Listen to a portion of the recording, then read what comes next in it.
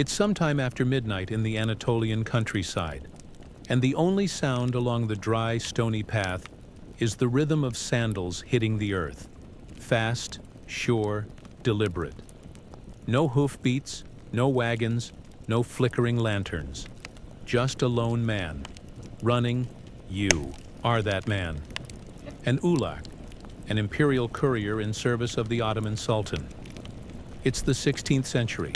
The empire stretches from the gates of Vienna to the sands of Arabia. And when the Sultan wants a message delivered, he doesn't wait for horses to be saddled. He sends you. Unlike European messengers on horseback, you run, you don't stop.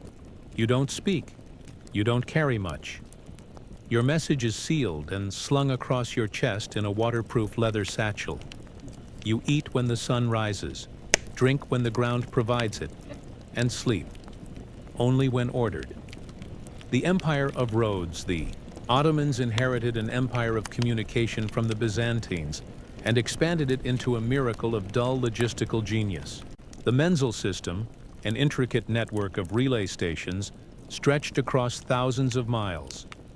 Built not for glamour but for absolute utility, each post housed food, shelter, spare runners, and sometimes even scribes who could copy a message in minutes. At its peak, there were over 500 of these relay stations across the empire. A courier like you would run from one to the next, hand off the message, or receive a new one, and keep going. You might run 20 kilometers before the next man takes over. The letter might travel 600 kilometers in a single day. No horse could do that without collapsing. But this wasn't glamorous work. You weren't celebrated. You weren't even supposed to be seen. The best ulak was invisible, fast, and forgettable. You wore linen for breathability. You strapped reeds into your sandals to reduce wear. You often ran at night, when the roads were cooler and the watchers fewer. You were a whisper crossing the land, training for the unseen marathon. How did one become a courier in the first place? Not through wealth, not through birth, but usually through selection by a local subasha, a district enforcer who looked for the toughest boys, the fastest orphans, the quietest troublemakers. You'd be trained in stamina, geography, discretion, and languages. Arabic for the south, Greek for the west, Turkish for the heartland, and Persian if your letters headed east. You memorized roads, watched the skies for storms, and learned to read a horse's condition just in case you needed to borrow one. But above all, you learned not to ask questions because sometimes your letters contained lists. Sometimes they held orders. Sometimes they carried a single word: silence. The letters you carried, Ottoman letters, were wrapped tightly in oiled cloth, stamped with wax, and often triple sealed to prevent tampering. You never knew what you were carrying, but you could guess: a requisition for troops, a new tax list, a land grant, a secret order to execute a wayward governor, a love letter from one pasha's daughter to another noble's son. You were not expected to feel curious, but of course, you did. One legend tells of an ulak who opened a scroll, read its contents, and immediately fled east to Persia. The contents were never revealed. Perhaps a warning, perhaps a bounty. No one knows. The relay stations were silent on the matter. Survival tactics. Every route had its dangers. Mountain wolves, bandits, floods, landslides. But you learned little things that helped.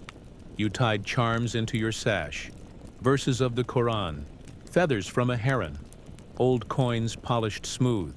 You ran with one eye on the hills. You spoke to no one unless it was a fellow courier. Some days the hardest challenge wasn't the terrain. It was boredom. You counted your steps to stay awake. You whispered the names of relay stations in order. You imagined the Sultan himself waiting for your message with impatience and sometimes fear. Every courier eventually learned how to walk fast enough to look like he was running from a distance. It fooled many a supervisor, especially on hot days. The invisible network. The ulak system was vital not because of its glamour, but because of its silence. The Ottomans moved like a great machine, and machines need wires. Couriers were those wires, quiet, fast, replaceable. And yet, there are moments where even that system frayed. One such moment came in 1574, when a fire in Constantinople delayed a series of letters from reaching the eastern provinces. The delay was only 36 hours. But the revolt it helped delay cost hundreds of lives. No courier was punished, but new training measures were introduced. You would have been taught them that same year. The further east you go from Constantinople, the more the terrain changes beneath your feet. The stone-paved roads give way to gravel, then gravel to sand, then sand to an uncanny silence broken only by the wind, hot, dry, and blinding. And still, the mail must go through. As an ulak in the Ottoman Empire, you were not just a runner. You were an extension of the state's reach, even in places where the state itself felt more like rumor than reality. In towns like Basra, Erzurum, or Diyarbakir, you were both a known figure and an unknown entity, recognizable only by your speed and your refusal to stay still. Desert couriers and the problem of distance. Most outsiders assumed horses would fare better in the desert. But those unfamiliar with the region misunderstood its logic. Horses sweat and require water, and even the sturdy breeds of Arabia could not sustain long hauls without substantial rest. But a well-trained ulak, he could run. In short, deadly bursts from menzil to menzil, taking advantage of shaded rest stops, local springs, and even desert caravans for brief escort. The empire placed relay stations every 30-50 kilometers, often near fortified outposts or mosques, where water and shelter could be guaranteed, at least in theory. One record from 1612 shows a single message being relayed across 2,700 kilometers, from Aleppo to Mecca, in under 10 days. That's faster than a horse caravan, faster than any ship by land distance, and faster than anyone thought possible. How? The runners had memorized every rest point, rotated shifts in pairs, and carried nothing except the letter and a tiny clay vial of water. Sometimes, even that was empty by halfway. Scribes and relay rituals. When you reached a menzil, your job was not over. Often, you wouldn't even stop. If the message required speed, you passed it directly to the next courier, who had been waiting, sometimes, for hours, for your arrival. But for slower messages, particularly those going to administrative centers, you entered the station and met the scribes. They were pale men with ink-stained fingers and unfriendly eyes. They sat cross-legged on mats, surrounded by rolled scrolls and cracked ledgers. Their job was to duplicate, log, seal, and sometimes even censor the contents of your message before it moved on. Every letter received a note in the margin: time of arrival, condition of seal, name of courier. Some scribes added marks in their own language, Greek, Armenian, Persian, so their fellow scribes down the line could read between the lines, literally. If a seal was broken, the letter was quarantined. The courier was questioned, sometimes dismissed. There were rumors of ulaks, vanishing after such failures. The empire did not publicize its distrust, but it did act on it. What you weren't told. You were rarely told why your message mattered. But sometimes, you found out anyway. One courier, a man named Kemal, once ran a message sealed in red wax, a rare sign of a firman, a direct decree from the Sultan himself. He later heard that the recipient had been executed within the hour of opening it. Kemal never ran another letter. He retired to a village near Bursa and became a beekeeper. His neighbors called him the Quiet One. Not all letters brought death. Some brought peace, a treaty, a marriage arrangement, even a recipe. Yes, a recipe. One message discovered. Decades later, in a crumbling archive near Edirne, contained step-by-step instructions for making quince jam, allegedly written by the mother of a vizier to her niece in Damascus. The note included a sketch of a sugar ladle. Even in empires, not all messages are matters of state. The problem of false orders. One of the empire's greatest fears was forgery. In a world before telegraphs, a single forged letter could change the course of a province, reassign a governor, raise taxes, cancel a military campaign. The ulaks knew this. They were trained to detect inconsistencies, incorrect wax seals, mismatched insignias, or handwriting that didn't match the bureaucratic scribes at the capital. But what does an ulak do when suspicion arises? He says nothing. He delivers it, anyway. The system had one rule above all: move the message. Verification was someone else's job. In 1647, a courier named Abbas ran a forged letter all the way to Mosul. It canceled a troop deployment. Days later, rebels in the region rose up, believing they had time to act. The letter was traced. Abbas was not punished.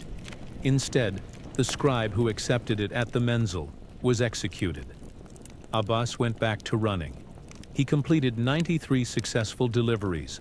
After that, running in silence, many ulaks developed personal rituals to cope with the isolation. One man whispered prayers every 40 steps. Another counted cracks in the stones he passed.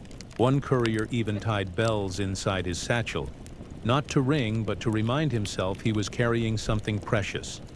They were allowed few personal belongings, but many carried charms, pieces of thread blessed by an imam, carved wooden tokens, or in some cases, coins engraved with the name of the Prophet's companions. Sometimes they ran for days without seeing another soul. You too would have had to learn silence, not just from others, but from your own body. Pain in your knees? Ignore it. Hunger? Wait until the sun's highest. Fear? Tie it into your sash and keep going. What kept you going? Perhaps the pride of service. Perhaps the fear of dishonor. Perhaps the simple rhythm of running on roads that had carried empires before you. As the 19th century dawned, the Ottoman Empire stood at a strange crossroads, caught between fading imperial grandeur and the encroaching tide of modernity. The roads were still there. The menzilhanes still stood, though many had become little more than dusty shelters for shepherds and goats. The runners still moved between cities, their sandals worn thin, their sashes tucked tight. But something had shifted. A new sound was coming down the path. Not the slap of sandals, but the hiss of steam. Not the whisper of letters in oilskin, but the sharp click of the telegraph. The age of the ulak was ending, when wires replaced feet. Ottoman Empire began adopting the telegraph in the mid-1800s. At first it was limited. Only major cities had access, and many provincial governors viewed it with suspicion, even disdain. But the advantages were undeniable. A message that once took 6 days to cross Anatolia could now be tapped out in under an hour. The first major use of the telegraph system came during the Crimean War, 1853-1856. The empire, allied with Britain and France, needed rapid communication between military command posts. The old system, reliable though it was, couldn't keep up, so the wires came. By 1865, the empire had laid over 7,000 kilometers of telegraph line. By 1870, that number had doubled, and with every new wire, a courier lost his job. The quiet reassignment's Ottoman bureaucracy did not discard its runners outright. Instead, it reclassified them. Some became local messengers for courts or provincial governors. Others were assigned to carry internal communications between places still too remote for wires or too hostile for foreigners. A few were given pensions, quietly retired, and sent home with a folded robe and a coin stamped with the Sultan's tugra. These men, many illiterate, most unmarried, returned to quiet towns and took up trades. Cobblers, porters, occasionally scribes if they'd learned enough along the road. One such courier, Yusuf of Tokat, lived long enough to see both the telegraph and the telephone arrive in his village. He died at the age of 81, having walked an estimated 130,000 kilometers in his lifetime, more than 3 times around the Earth. No official ever recorded his full name. The symbol of a vanishing order as time passed, the ulak became a symbol of something both noble and outdated. In poems, they were romanticized, figures of loyalty and endurance. In children's books, they were turned into legends, men who could run faster than horses, cross rivers in a single bound, or smell a forged seal from a mile away. The truth, of course, was more modest. They were not heroes. They were workers. They ran because it was their duty. They endured heat, storms, loneliness, and uncertainty not for glory, but because the state needed its voice to travel, and they were the legs that carried it. In the late 19th century, one Ottoman reformer was asked why the empire hadn't preserved more statues or memorials to these men. He reportedly shrugged and said, "They were part of the road. We don't remember stones. Legacy in unexpected places." Though the ulaks themselves disappeared, their system influenced more than historians remember. The Menzilhan relay structure was studied by European administrators building colonial postal routes in Africa and India. The concept of rotating couriers with strict check-in times inspired early train conductor schedules. Even the idea of coded seals and triple verification reappeared in 20th century diplomatic pouches. In some parts of Turkey today, the word ulak still means messenger, but it's just as likely to be the name of a social media app or a delivery service. A legacy reduced, perhaps, but not erased. And in the dusty hills of central Anatolia, travelers still occasionally come across crumbling stone huts with strange notches carved into the walls. Places where water was kept, messages copied, feet blistered, and the empire's breath whispered through. A thought before sleep. History rarely remembers the runners. We study the generals, the sultans, the viziers. But what good is an order if it's never delivered? The ulaks remind us that empires are not just built on battles and maps, but on movement, on those who carry burdens not their own, on those who do not ask questions. So the next time you send a message and expect it to arrive instantly, imagine a man in linen sandals whispering place names under his breath, carrying history at a full sprint, under the moon. How many other messengers shaped the world simply by arriving? You are standing on a lonely ridge in the mountains of northern Persia. The wind bites at your face, but the air is dry, and the stars above are silent. Around you, there is no movement, no sound but the rustle of your cloak and the faint creaking of cedar scaffolding. You are waiting. You've waited many nights like this one. You might wait many more. But tonight, you are not alone.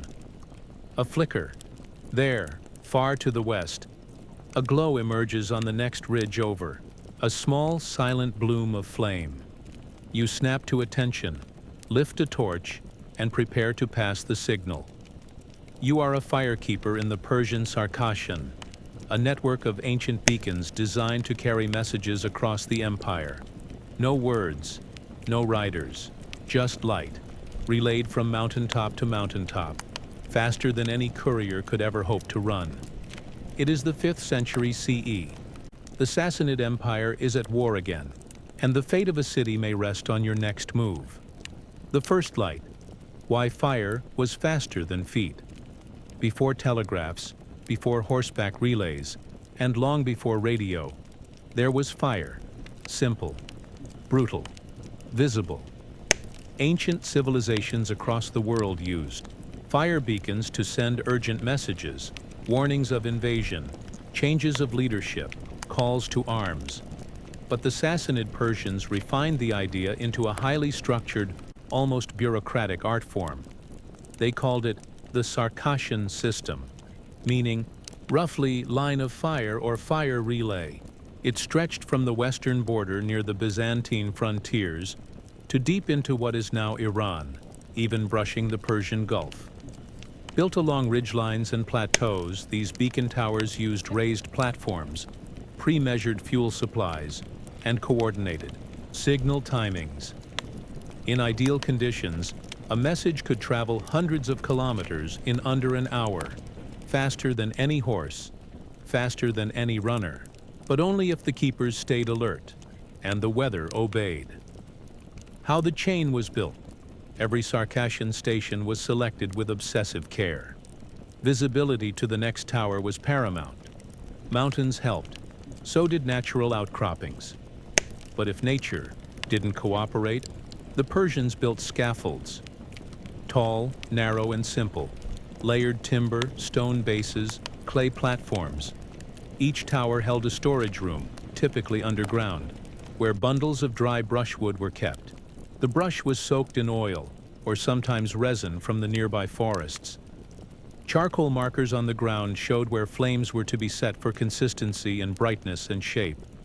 But fire alone wasn't enough. The real genius was the code. A single flame might mean prepare for defense. 2 flames meant mobilize troops. A flashing fire, lit and snuffed in rhythmic intervals, signaled specifics. How many days to prepare, where the threat came from, or whether it was a false alarm. Think of it like a primitive Morse code. But instead of tapping keys, you danced with flames. The firekeeper's role, you were not just a watcher. You were trained.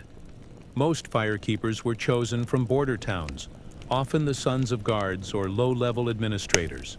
You lived alone or with a small team, usually no more than 3. You were paid in grain and salt and occasionally exempted from taxes. Your job was not to interpret the signals. That was done at the central command posts, military hubs in cities like Ctesiphon or Istakhr. Your job was transmission. You lit what you were told. You watched for what you were trained to recognize. Many nights, nothing came. You tended your fire, maintained the structure, and watched the sky. Some nights, storms rolled in and blocked visibility. Other times, smoke from distant villages confused your readings. You learned to wait for consistency. 3 flashes in 2 minutes? That was real. A single, uncertain spark. Probably a farmer. Burning goat dung, you kept logs. Written in cuneiform or Greek letters, depending on your province.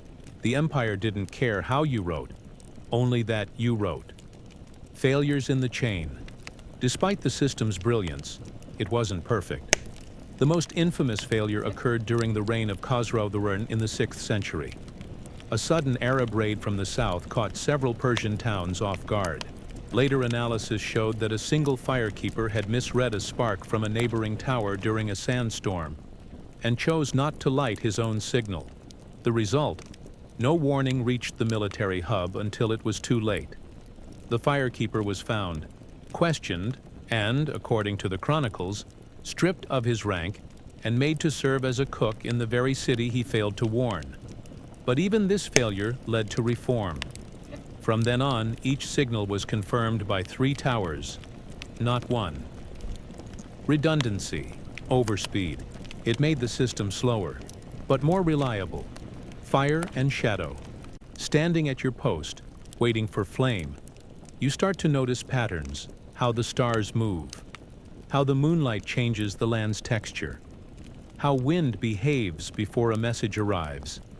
Some say firekeepers could sense an alert before it even came, not by magic, but by rhythm. The pulse of empire breathing through the hills. And yet, there were times when no messages came for weeks, and still, you watched. One firekeeper, remembered only in a letter preserved in a clay tablet near Persepolis, wrote, "This is my 33rd day without a light. I think the empire may have forgotten me. Still, I light the wood each evening. Not because I believe the light will come, but because someone must be ready. You are awake before dawn." The mountains are still dark, though the eastern sky begins to shift. Pale blues mix with amber, an invitation and a warning. Your fire is unlit, but your eyes are fixed west. Last night, a single tower sent a pulse. 2 flashes, paused, then 1 long burn. The pattern is familiar. You've memorized hundreds. But this one? This one means danger, paired with detail. And for detail, fire is not enough. You descend into your tower's stone base and open a small cloth-wrapped cylinder.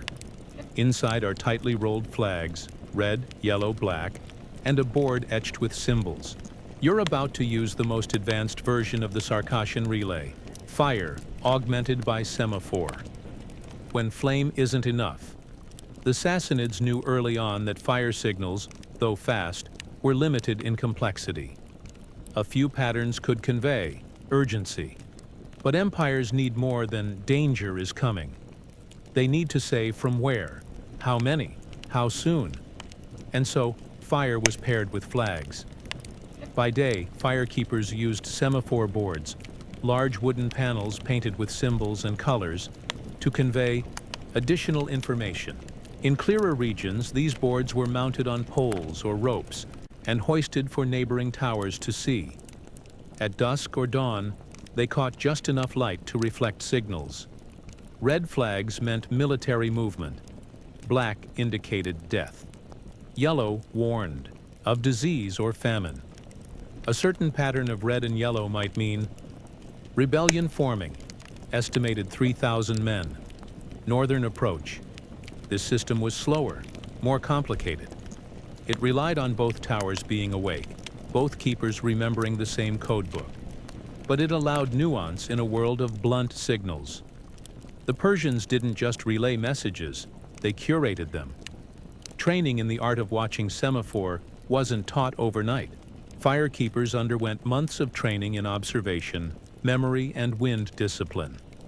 You had to know how colors behaved in different light, which pigments faded fastest, how to position a flag in wind so it wouldn't twist and distort meaning. If a flag curled even slightly, a red could be mistaken for black, and that could mean the difference between a troop movement and a death report. You also had to learn endurance. There are records of firekeepers holding semaphore signals aloft for hours until the next tower responded. At night, their arms burned. In storms, they were soaked. But if they failed, the chain collapsed. It was said that when a firekeeper died in his post, he was not buried in a city cemetery, but rather at the base of the tower itself, so that even in death, he continued to watch. Messages carried without. Words. One of the oddest discoveries in the ruins of a Sassanid-era tower was a clay plaque etched with a phrase, "We do not speak, we only pass." For firekeepers, this was more than philosophy. It was policy. You didn't write letters. You didn't carry scrolls. You weren't messengers in the traditional sense. You were conduits, vessels for the empire's breath, not its thoughts, but the thoughts found ways in. In a small archive outside Hamadan, historians uncovered charcoal sketches drawn by firekeepers, mountains with smiling suns, towers with birds perched atop them, rough faces drawn into the sides of cliffs. These weren't official records. They were impressions, quiet affirmations of presence. The Sarkasian system might have been sterile, from above, but from the inside, it had soul. What the fires didn't say, even with flames and flags, some messages never came through. The greatest weakness of the system was not its visibility or speed, but its unidirectionality. Signals flowed one way, usually from the border to the capital. Rarely did they go in reverse. The system was meant for warning, not conversation. This led to silence in moments when words were needed most. In 628 CE, as plague swept through western Persia, fires were lit across dozens of towers. The signal for disease was sent repeatedly. But from the central government, nothing. Did they receive it? Did they choose not to respond? Or had the final leg of the chain failed? We do not know. But in one ruined tower, Archaeologists found dozens of extra fire bundles stacked against the wall, untouched. The firekeeper had prepared them. He had waited. He had burned through the night. He had received no answer. The tower's quiet collapse as the Sassanid Empire declined under pressure from internal strife and external invasion. The Sarkasian chain faltered.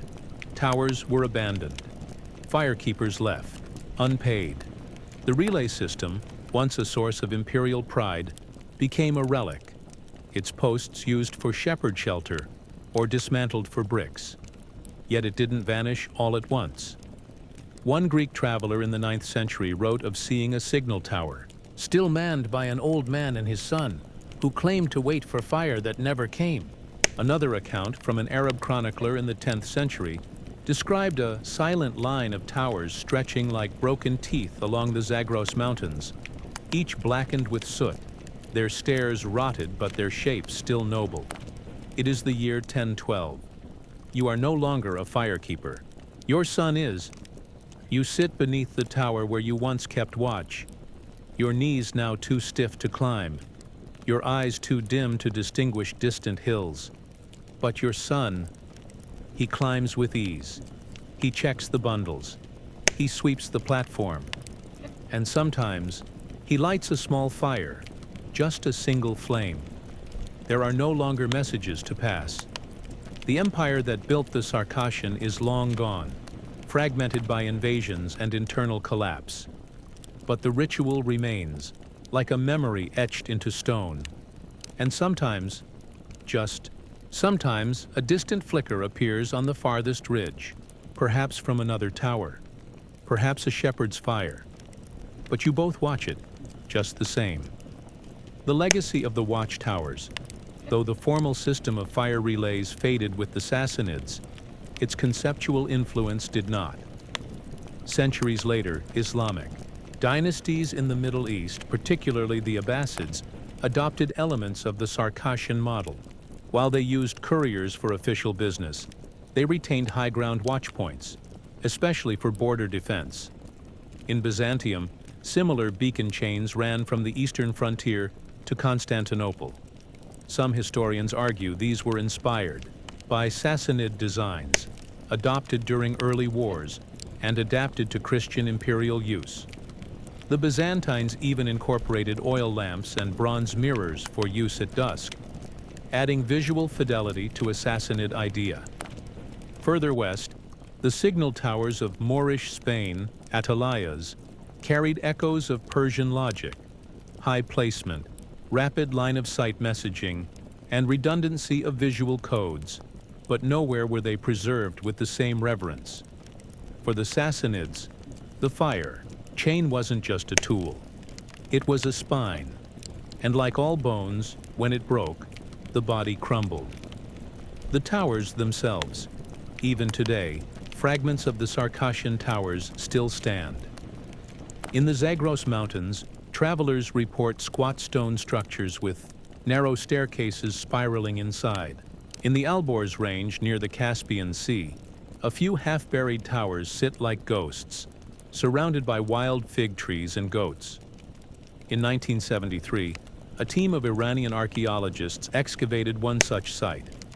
Inside, they found several intact oil jars, a stack of unused fire bundles, and, curiously, a stone with this inscription in Pahlavi script: "If the stars hide, and smoke blinds, and flame fails, then light your fire anyway. The next hill may still be watching." A firekeeper's creed, or perhaps a final note to an unknown future. From fire to fiber, if you trace a line from the Sassanid towers to today's fiber optic cables, you'll find a common theme: distance bridged through light. What began as flames leaping from ridge to ridge became wires pulsing with photons, satellites beaming signals across continents. The language of urgency, of sending thought through brightness, has remained. The only difference now is scale. But something has been lost, too. The stillness, the waiting, the discipline of silence. A firekeeper couldn't multitask. He couldn't. light his fire while watching 3 others. He couldn't relay and receive at once. He had to wait. He had to trust. That trust, the belief that someone, somewhere, is still watching your flame, may be the most human part of the entire system. Reflections for a quiet mind.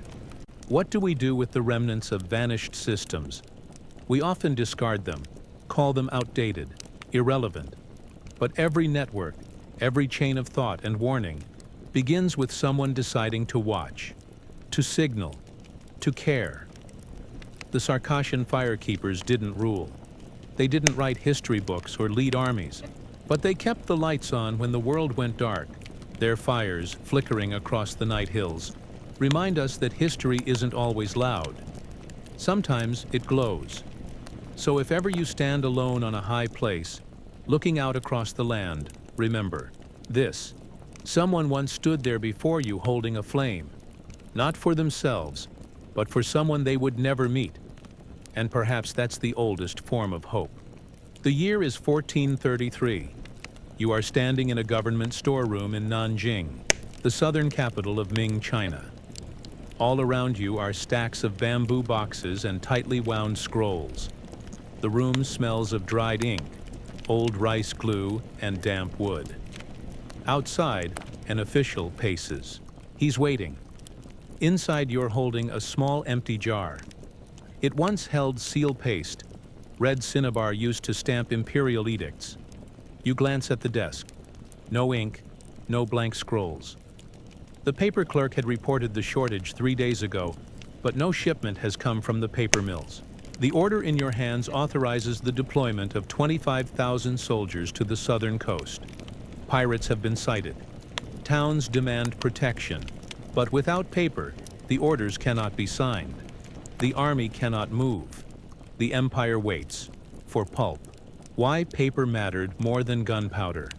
It's easy to forget that the most powerful Chinese weapon wasn't the fire lance or the repeating crossbow. It was paperwork. The Ming bureaucracy was immense, layered, rigid, and run by scholars trained in Confucian logic and fine calligraphy. Every act of governance required documentation: tax collection, military deployments, census counts, rice rations, even temple repairs. That documentation required paper, thousands of sheets per day. And not just any paper. It had to be properly sized, marked with official stamps, and formatted according to dynastic law. A single document might take 3 clerks a full day to prepare, stamp, and file. Multiply that by the needs of over 1,500 counties across the empire, and you begin to understand the scale. Without paper, the empire stalled. And during the early 15th century, that's exactly what happened. The great pulp shortage of the Zhuande era between 1428 and 1435, China experienced an oddly quiet crisis, a paper drought. Historians today refer to it as the paper silence, caused by a convergence of factors: droughts in mulberry growing regions, labor shortages, corruption in the imperial workshops, and mismanagement of storage. It left many provinces scrambling. The state-run paper mills in places like Hangzhou and Fujian fell weeks behind schedule. Couriers returned empty-handed. Governors improvised with cloth and bamboo slats, only to have their documents rejected by Beijing for being improperly prepared.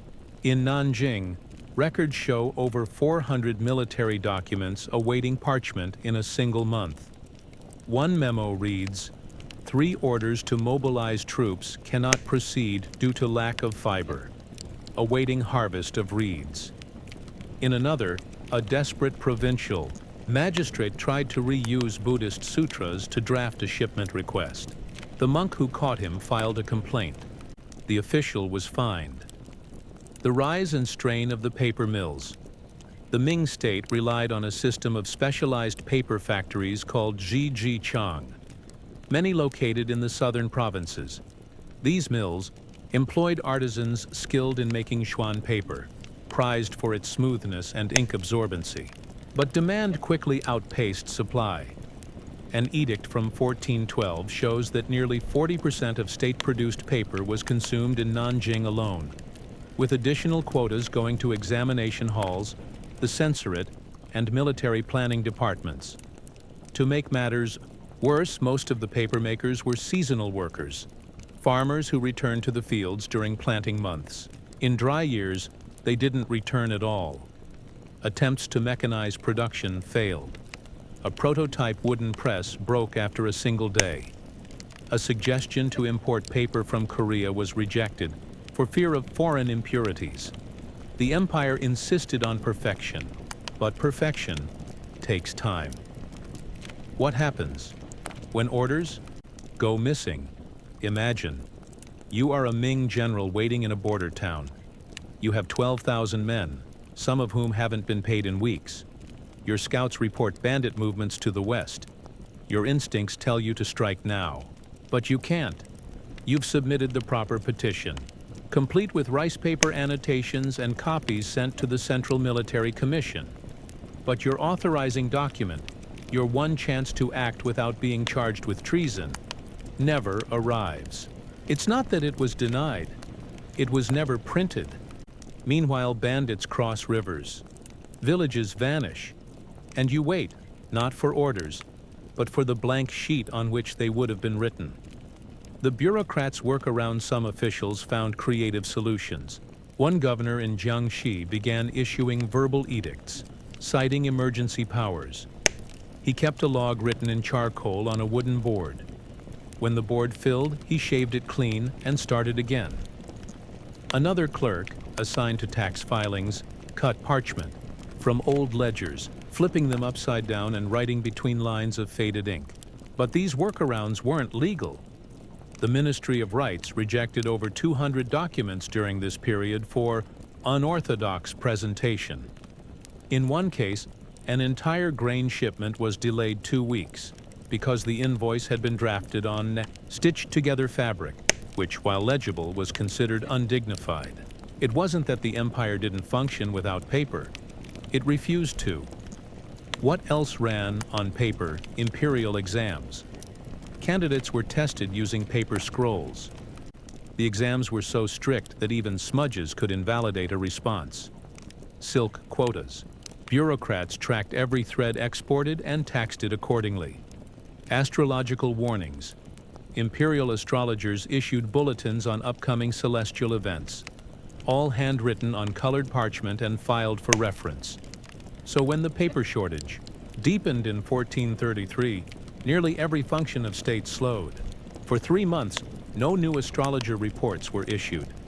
One record even shows a complaint from a palace gardener whose request for new rakes went unanswered, not because it was denied, but because there was nothing to write it on. It's the spring of 1434. In the city of Hangzhou, smoke curls from the chimneys of the imperial paper mill. You stand near a vat of boiling mulberry bark, your hands raw from rinsing fiber.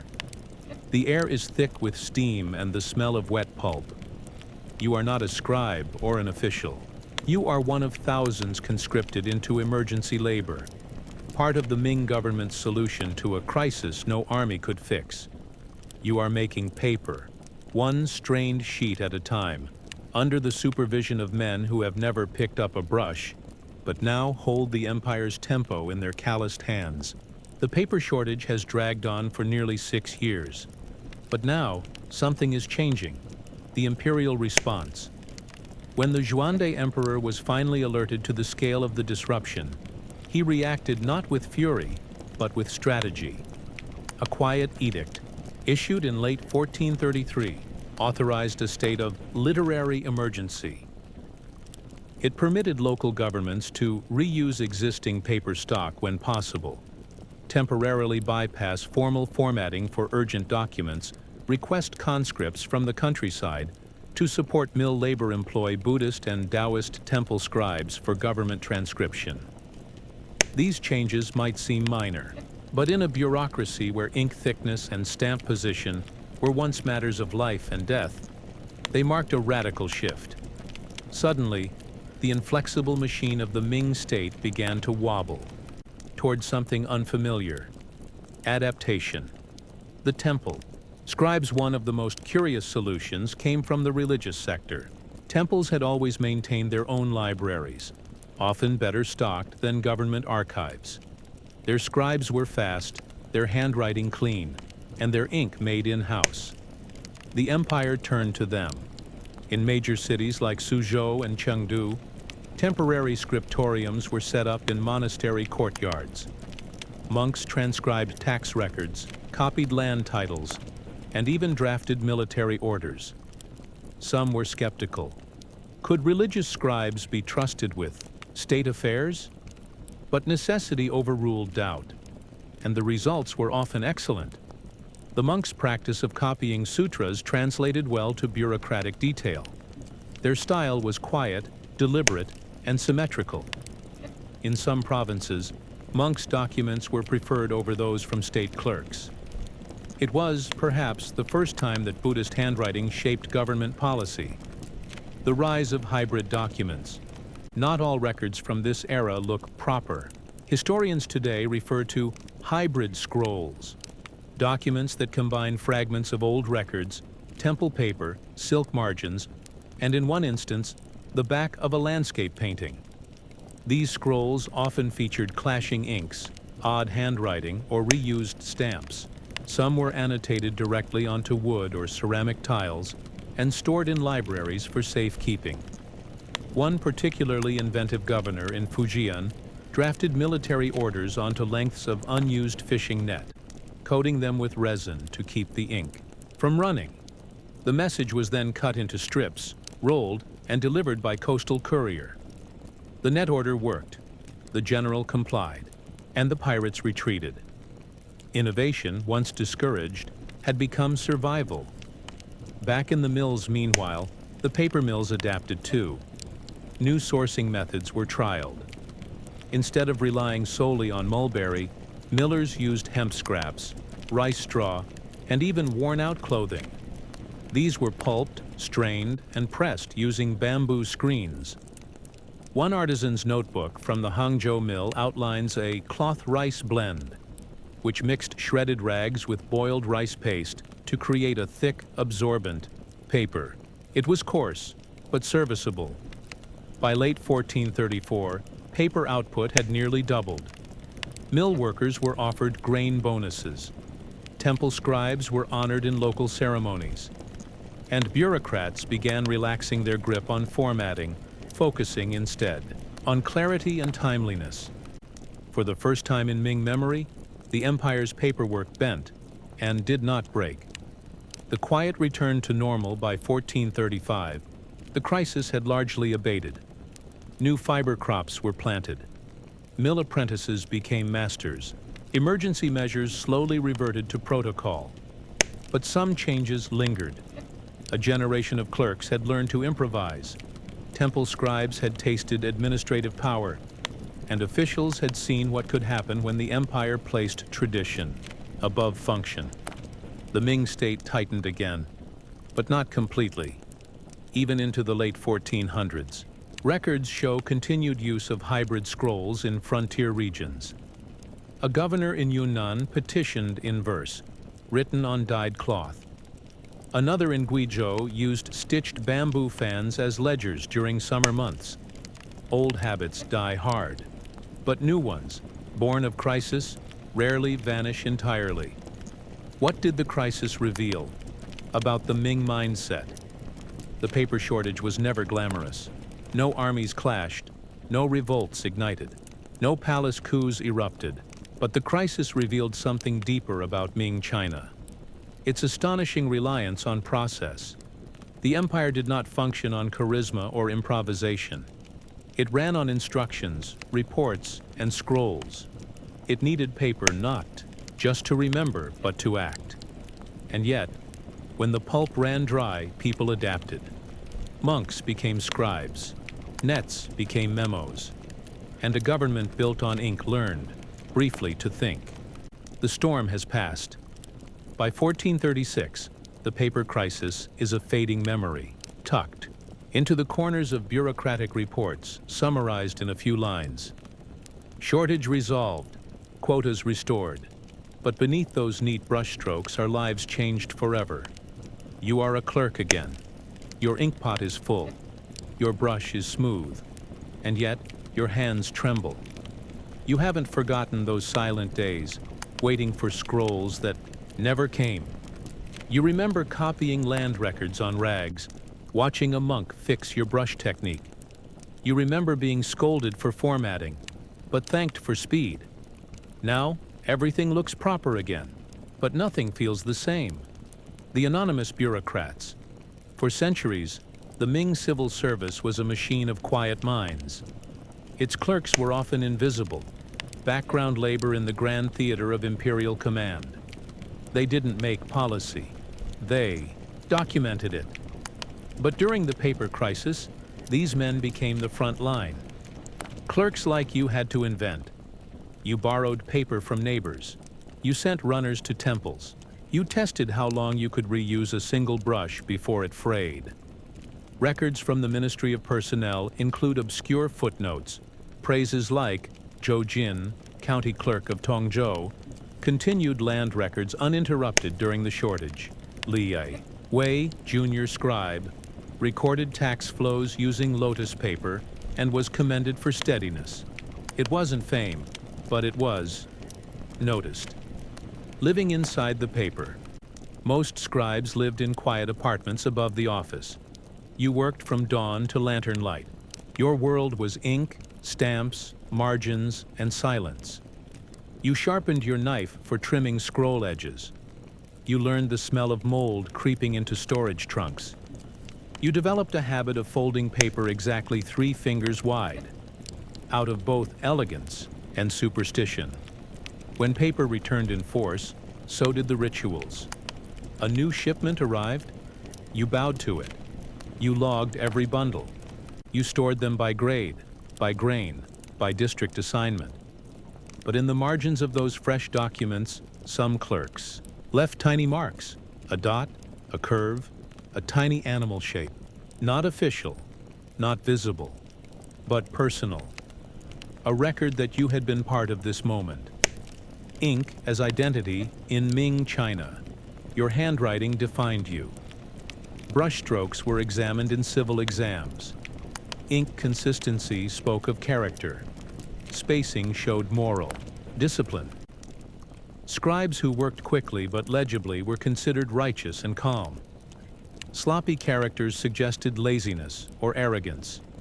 You knew this, so when the shortage forced you to write on unrefined parchment, you felt shame. Even if the words were correct, the strokes were clumsy. And to a Ming clerk, clumsiness could feel like failure. That's why some scribes saved their worst writing, hidden in drawers, buried in temple floors, or burned behind offices. The crisis was over, but the embarrassment lingered. To those who lived by the brush, poor handwriting was not an accident. It was a scar. The last hybrid scrolls, a handful of hybrid scrolls survived, stored by accident, preserved by indifference. One particularly curious example, held today in the Nanjing Municipal Archive, contains a silk backing from a discarded robe writing in both clerical and temple script, 2 official seals, one slightly smeared and tucked in the corner, a crude sketch of a rice bowl and chopsticks. It was a military ration request, but it reads like a poem. Rice for the road, sealed by the moon. The general waits. The wind bends the flag. Paper is scarce, but the march is long. Some believe a clerk wrote that as a joke. Others think it was real exhaustion, written in the only language he knew. The paper crisis. In retrospect, when historians discuss the 15th century, they talk of Zheng, his voyages, porcelain trade, the Forbidden City's expansion. They rarely mention the scroll that never arrived. And yet for thousands, that scroll was everything. The paper crisis teaches us that not all failures are dramatic. Some are made of pulp, glue, and dust. Some bring down armies not by battle, but by blank pages. And some are survived not by heroes, but by men in silence, pressing ink to cloth. and hoping someone will read what they've written. A final reflection before sleep in a world that moved through parchment. The absence of paper was a pause in history's breath. So the next time you hold a scrap of paper, crumpled, plain, overlooked, remember, entire empires once waited for such a thing. Battles were delayed, roads went unbuilt, people waited in, hunger, because the scrolls were late. Sometimes, history isn't made by the strokes of great leaders. It's made by the paper they write on. The wind howls through the high passes of the Alps. It bites at your face, numbs your hands, and whistles through the seams of your thick wool cloak. Below you, the valley is a sea of white. Pine forests blanketed in snow, villages hidden like secrets under drifts. You are not a soldier, not a merchant. You are a monk, a Benedictine monk to be precise. From the Abbey of Saint Maurice, founded in the year 515, nestled against the cold granite cliffs of what we now call Switzerland. Tied to your waist is a leather pouch. Inside it, wrapped in oilcloth and carefully folded, is a letter. Perhaps a message from the abbot to the Bishop of Milan. Perhaps an inventory of wine barrels, or a complaint about the monastery's cheese allotment. You have been walking for 3 days, and you are only halfway there. This is the slowest mail route in Europe, and for nearly 800 years, the monks of the Alps carried it, one plodding step at a time. The origins of the Alpine route, long before there were national borders. There were paths, goat trails, smuggler tracks, Roman roads crumbling under moss. These paths wound through the Alps like veins, dangerous, unreliable, often invisible beneath the snow. Yet they connected monasteries, villages, and small bishoprics. In the early Middle Ages, when kingdoms were rising and falling faster than ink could dry on a charter, monasteries provided a fragile but constant line of communication. The Benedictines, with their strict rules of labor, discipline, and order, became natural messengers. They were literate, they were trusted, and they had time. So the letters moved between abbeys, to and from Rome, across cantons and duchies, carried not by couriers on galloping horses, but by monks on foot, trudging through sleet and silence, mail as a monastic duty. Delivering mail wasn't glamorous. It wasn't even considered holy work in the same way as prayer or scripture copying, but it was necessary. Every monastery kept a correspondence log, called a liber epistolarum. These bound volumes recorded every letter sent, to whom, on what date, and by which brother. Monks were often assigned delivery duty by rotation. It might fall to a novice 1 week, or to a senior brother the next. Age wasn't always a disadvantage. Older, monks knew the trails better. Deliveries included notices of deaths within the order, requests for supplies, wax, wine, parchment, reports of heretical movements, papal bulls, personal letters between monks who had once studied together. Many were dull. Some were deeply personal. A few changed lives. How long did it take? That depended on everything. A letter from the Abbey of Saint Maurice to the Abbey of Novalesa might take a week in summer.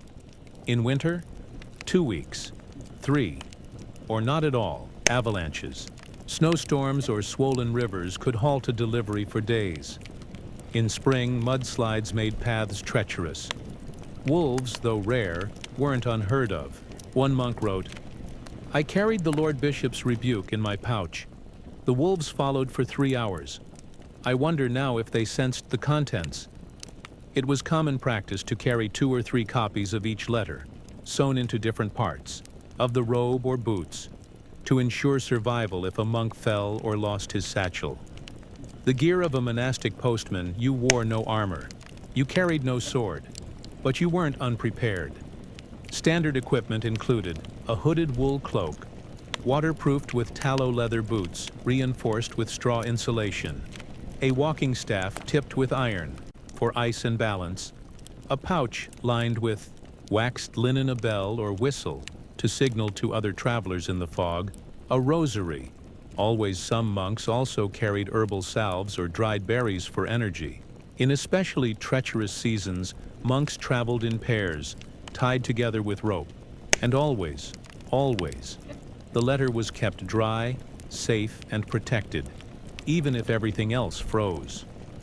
Why didn't they use horses? In parts of the Alps they did, mostly during summer months. But much of the terrain was too narrow, too steep, too icy. Horses couldn't pass. Donkeys could be used lower down, but the final ascent to some abbeys required footwork alone. Besides, monks prized humility. Walking in, silence, feeling each stone and gust of wind was more than just transportation. It was spiritual. One abbot once wrote, "The Lord sees the letter, but also the feet that carry it. Let both be clean." Letters that were never meant to arrive. Not every letter was functional. Some were written for peace of mind alone. Confessions, apologies, even love letters that were tucked into boots or buried under cairns along the trail. One monk's note, found centuries later in a sealed pouch near an avalanche site, simply read, "Forgive me. I loved him, but I never said it. We will never know who he meant. But someone, somewhere, had a letter written in the cold, delivered only to history." The snow has thickened. Your boots sink deeper with every step. The path is barely visible now, just a faint indentation from previous travelers, marked here and there by wooden crosses planted along the ridge. The wind whistles across your ears, but you can still hear the crunch of snow, the occasional clink of the letter pouch bumping against your belt, and your own breath, slow and rhythmic, like a monk's chant. You're carrying 3 letters today. One is wrapped in red thread. One bears the seal of an abbey you've never visited. And the third? The third is unlabeled. No seal, no name, only a folded slip of parchment, slipped to you at dawn with a single instruction. Deliver this first. Do not ask questions. You don't. But you wonder, how secrets were sealed. Monastic correspondence in the Middle Ages was not just about moving information, it was about guarding it. Even among monks, not all letters were meant for every eye. The Benedictine mail system may have been slow, but it was secure. And that security came not from locked boxes, but from ritual. Every letter had to be sealed. This wasn't decorative, it was a matter of protocol and faith. The seal served 4 purposes. Authentication. The mark identified the sender, often stamped in beeswax with a unique monastic ring or copper mold. Integrity. A broken seal meant the letter had been tampered with. Status. The shape, color, and size of the seal signaled importance. Red wax often meant ecclesiastical authority. Green was more common for routine matters. Spiritual authority. Some monks believed the seal, blessed by prayer, protected the contents from demonic corruption. Many abbots had personal seal bearers. In smaller abbeys, the seal was kept in a locked drawer, and only the abbot could authorize its use. Some monks carried sealing wax with them on the trail, ready to reseal any document that might loosen during travel. But this raised a question. Who would know if a seal had been broken and replaced? The answer? Not always the person receiving the letter, but the man who delivered it. What happened when a letter was lost? Snowstorms, landslides, a misstep on a frozen ledge. Letters went missing. Sometimes they were retrieved months later, discovered in a shepherd's hut or beneath a cairn. Other times they were simply gone. The monks recorded every delivery attempt. If a letter was not confirmed received within a season, the scribe would add a simple phrase to the Liber Epistolarum, non pervenit. It did not arrive. No blame, no penalty, just the cold acknowledgement of absence. But for important letters, those bearing papal decrees or containing sensitive theological debate, A missing delivery could be devastating. To mitigate this, some monks used what's now called triple routing, sending 3 copies by 3 different paths, sometimes spaced weeks apart. If 2 were lost, hopefully the 3rd would endure. It wasn't fast, it wasn't efficient, but it gave the Alps a kind of quiet resilience, like stone.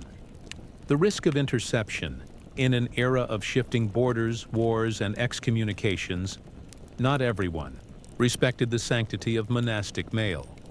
Bandits sometimes robbed monks, not for gold, but for scrolls.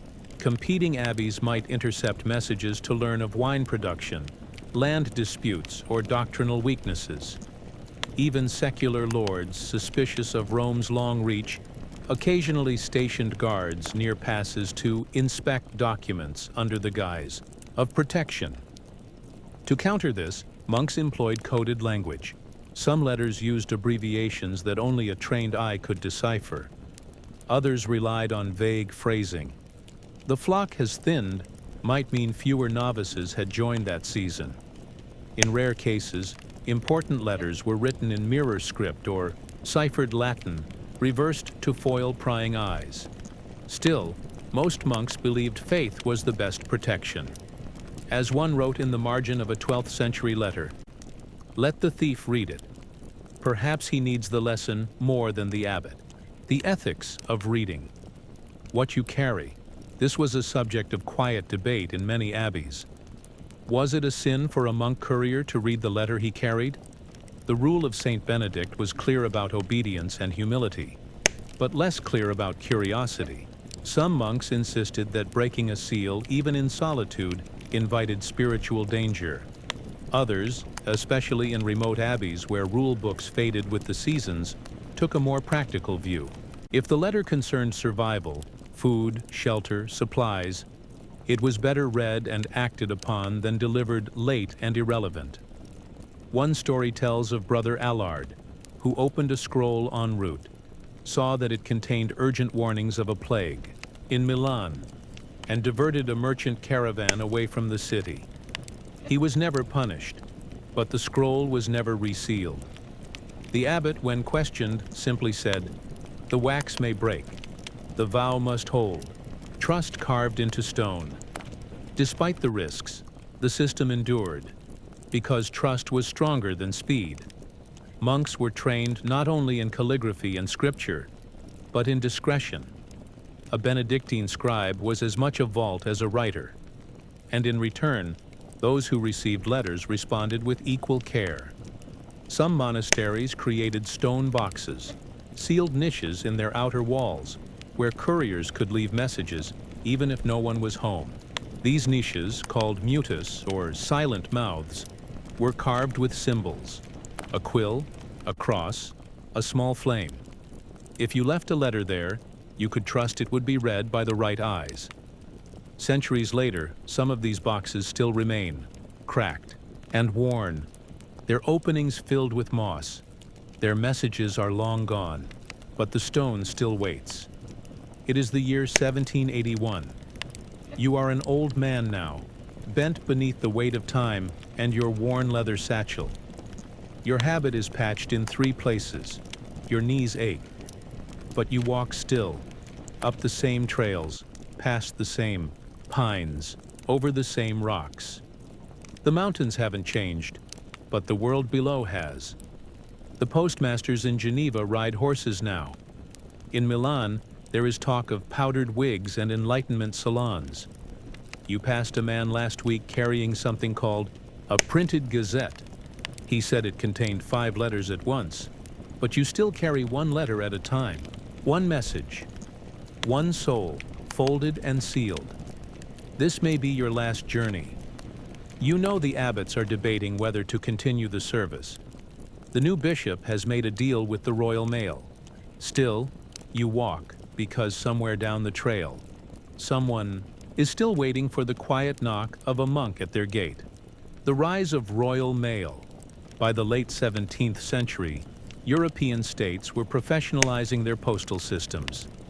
France had developed an intricate relay network, horseback messengers, fixed fees timetables, Austria followed suit. Even small principalities had begun contracting postal guilds or issuing postal patents. For a time, the monastic system remained useful. Mountain passes were still dangerous. Royal couriers were poorly equipped for alpine, snow. Monks with centuries of knowledge kept things moving where others failed. But gradually, the balance shifted. Governments offered speed, payment, uniformity. They taxed monastery routes, demanded standard forms, and introduced new laws requiring official seals and royal oversight. Monasteries, slow to adapt, found themselves obsolete. By 1750, nearly all international letters passed through secular postmasters. The monks still delivered between abbeys, but their routes shrank. The silence grew. What happened to the monastic mail? Some abbeys formalized their route records, archiving the Liber Epistolarum in great halls. Others quietly stopped logging letters. The final entries in many are hauntingly brief. Brother Thomas sent to Chur. No return. No new letters this month. The bishop has ceased to write. In the Abbey of Saint Maurice, where our story began, the final mail log reads, October 4th, 1793. Letter to Rome carried by secular writer. No monks dispatched. Archives closed. From that point forward, their internal correspondence was handled by cart or royal courier. The monks no longer walked the snows. The fate of the last couriers. Some monks adapted. A few became postmasters themselves, trusted intermediaries in border towns where royal mail still struggled with terrain. Others returned to silence and contemplation, taking the end of the mail service as a sign to rededicate themselves to Scripture. A few, like you, walked one last time, delivering not a message, but a memory. There is a local tale, passed down in the valley villages, of an elderly monk who appeared each winter, arriving with no letter, asking only for a stamp and a prayer. No one knows his name, but when he stopped arriving, they built a stone bench on the trail where he used to rest. It's still there, the legacy that remained. Though the letters stopped, the habits lingered. In modern Swiss and Italian postal systems, there are traces of the monks' roots. Some contemporary mountain trails still follow their ancient footsteps. In remote parishes, bells are rung 3 times when mail arrives. A tradition said to descend from the Benedictines' triple chime when delivering messages from Rome. In 1924, an archivist rediscovered a chest in Saint Maurice containing over 1,200 scrolls, wrapped in cloth, bundled with wax, never delivered. Among them, a marriage appeal, a weather report, a poetic confession to a brother long gone. Each one a life, paused mid-sentence. What do we learn from the slowest mail in Europe?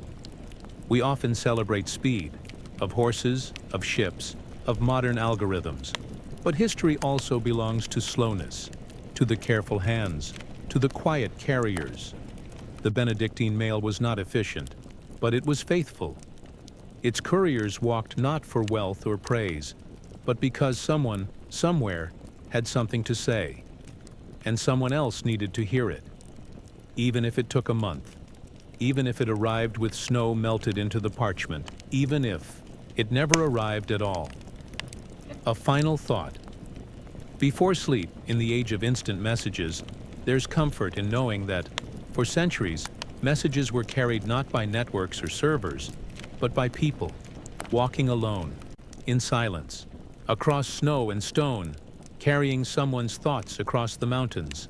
So if you ever feel forgotten, unheard, or alone, remember the monk with the leather satchel, climbing one more ridge just to make sure the letter arrived. The sun is unforgiving in the Sahara. There is no shade, only the pale shimmer of distant heat waves and the occasional twisted outline of a thorn bush. The wind doesn't howl, it whispers, and with it comes the sound of shuffling hooves. You are part of a camel caravan, not a trader, not a merchant. You are a courier du désert, a desert postman in the Sahelian belt of West Africa. Your job, to carry letters across the dunes. It is the 14th century, and the city of Timbuktu has emerged as a jewel of knowledge and commerce. Manuscripts flow like water. Legal decrees, merchant contracts, love letters, scholarly debates in Arabic and Songhai. But there is no river wide enough, no road smooth enough to carry those thoughts. So instead, the Empire of Mali relies on men like you, and on camels, Timbuktu.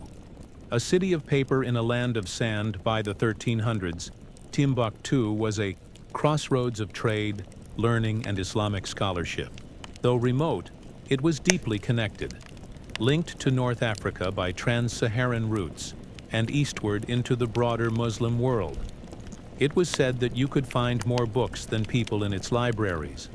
The scholars debated astronomy, theology, inheritance law. Letters came in from Cairo, Tunis, even Mecca. But getting those letters in and out was a different matter entirely. There were no paved roads, no relay stations, no rivers large enough to carry boats for more than a short distance. Only sand. And distance. A letter from Timbuktu to Fez could take 3 months, if it made it at all.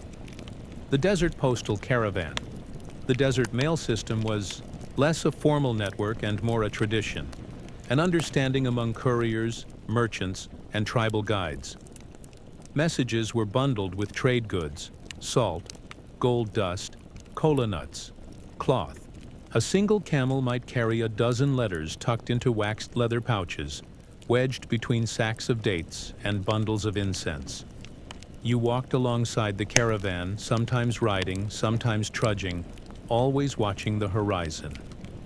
Navigation relied on sun, wind patterns, and the memory of older men who had made the journey dozens of times. The most trusted mail couriers were griots or Muslim scholars, seen as literate and pious. Others were hired hands, working for a fee or a share of the goods. If a camel died, the mail was saved first. If a courier died, another would be appointed. The letters must continue. The tools of the sand couriers, unlike European messengers or monastic scribes, desert postmen traveled light. The desert punished excess. Standard gear included a camel, trained for endurance, not speed a leather satchel, often goat hide, with a drawstring top a wooden tablet, and stylus, for copying messages or drafting responses en route. A water skin, slung low to stay cool. A loose robe, bubu, made of indigo-dyed cotton, to reflect sunlight. A head wrap, tagelmust, to filter dust from the wind.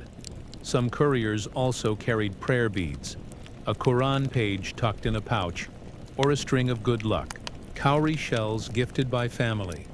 And of course, the letters, often sealed with knots, folded in palm leaf paper or imported parchment, tied with braided twine. The languages of the letters Timbuktu's scribes wrote in Arabic, Ajami, African languages using Arabic script, and Latin characters, rarely. Some letters were poetic, laced with metaphors. Others were blunt, requests for salt, updates on caravans, marriage inquiries. But many were legal. Contracts between distant merchants, a camel sold, a debt forgiven, a dowry proposed. Each document had to survive hundreds of miles of heat, sandstorms, and time.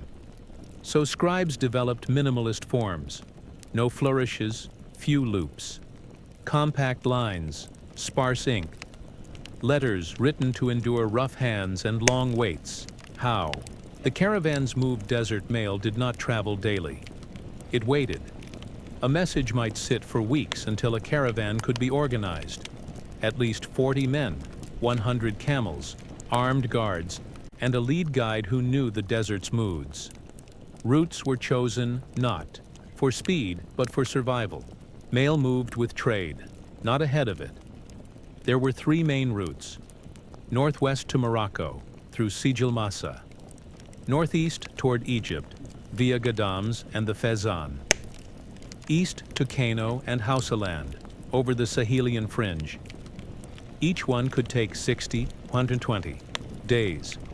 Longer if rains had fallen, longer still if raiders roamed. Yet somehow, letters still arrived. Letters never delivered. Many didn't. Sandstorms buried camels. Bandits attacked. Water ran out. There are stories of couriers who buried their letters in clay jars before dying, hoping they'd be found. Some were. Others vanished into legend. One preserved letter, discovered centuries later in a cave near the Niger River, read, "I send you my words across the great sea of heat. If I die, forgive me." It was addressed to a merchant in Sijil Masa, dated 1349. It never arrived. You awake before dawn. The fire has burned low, leaving only warm ash beneath the sand. Your camel grumbles, half asleep, as you tighten the straps of your satchel. Today will be like yesterday. Heat, dust, slow progress. But the weight of what you carry is not measured in grams. It's in meaning, in expectation, in distance. You are a desert courier, not by birth, but by choice. And among the dunes, your profession is both revered and forgotten. You do not wear armor. You do not carry gold. But what you deliver can change the fate of merchants, families, and courts. You are the quiet thread between cities, stitching together Timbuktu and the world beyond. Who became a courier? Most desert mailmen were not born into the role. They found it through circumstance, exile, curiosity, or simply survival. Some were failed scholars from Sankore University, men who could recite poetry and scripture but failed to win patronage. Others were former traders, drawn to solitude after a bad deal or family loss. Still others were Tuareg or Fulani herders hired for their desert knowledge, men who couldn't read but could follow a trail beneath the stars. The best couriers were those who knew silence. A good desert mailman never gossiped, never read what he carried, never showed interest in the contents. Trust, once broken, was exile. Trust in the desert, unlike formalized systems in Europe or Asia. The Sahara's mail relied on something more fragile: reputation. There were no uniformed inspectors, no stamps, no registered delivery. A sender in Timbuktu might hand a letter to a camel driver with only a verbal promise. Deliver this to the merchant Idris in Sijil Masa. No receipt, no backup. And yet, it worked, because in the desert, your word was everything. Caravans shared news. This one is honest. That one steals. A courier who opened a letter could be shunned by every caravan from Gao to Tripoli. A man who lost too many scrolls might find no one willing to hire him again. Honor was your currency, and a single mistake could leave you alone in the dunes, with no caravan, no water, and no name. The hazards of the job. The desert had no shortage of dangers. Sandstorms could erase the path in minutes. Visibility dropped to nothing. You learned to walk by smell, feel, instinct. Water holes were fickle, some dry by the time you arrived. You learned to carry salt to ration your sweat. Bandits targeted caravans not just for goods, but for messages. Merchant contracts meant money. A letter declaring debt could be ransomed back. Heat stroke crept in quietly. You learned to read your own skin. Dry lips, slow sweat, dizziness, loneliness. The worst danger, the kind that whispered to you in the quiet. You learned to hum, to talk to your camel, to count dunes, anything to keep your thoughts from spiraling. Letters that mattered.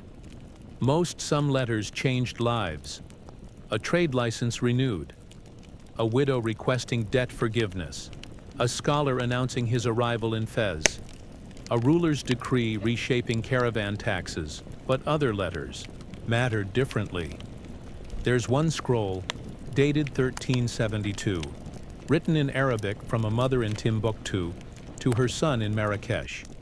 Preserved in an archive, it reads, "I see you in dreams, though I do not know your face as a man. The trees you planted are taller. I sent with this letter the blessing of our ancestors. Do not forget who bore you. No request, no business, just presents. Paper turned into memory. How letters were delivered. Once you reached the city after weeks or months, you found your way to a market, a mosque, or a patron's home. There was no post office. You asked for the recipient, offered greetings, handed over the letter. You might wait for a reply, or not. If payment was promised, it was small, some dried dates, a new robe, a coin. Enough to rest, never enough to stay. Then came the next message, the next name, the next journey. The memory in the Yawat sand desert couriers didn't write memoirs, but traces of their work remain in trade records, border tax ledgers, and the margins of old manuscripts. Some signed only with initials or marks, a camel hoof, a line with 3 dots, a spiral. These marks appear again and again, across 200 years of documents. One mark, found in letters from both Mali and Morocco, simply resembles a bird. Some believe it belonged to a courier who never stopped, flying between cities in slow, measured steps. He is unnamed, but his trail endures. You are older now. The dunes feel taller, the sun hotter. You've walked these trails for 30 years. You've carried scrolls, folded papers, sometimes even wooden tablets etched with trade laws. You've learned the stars by name, the oases by scent, and the weight of each type of parchment by touch. But lately, the letters are fewer. At first you thought it was the season. Then the merchants stopped asking. Then the scribes stopped writing.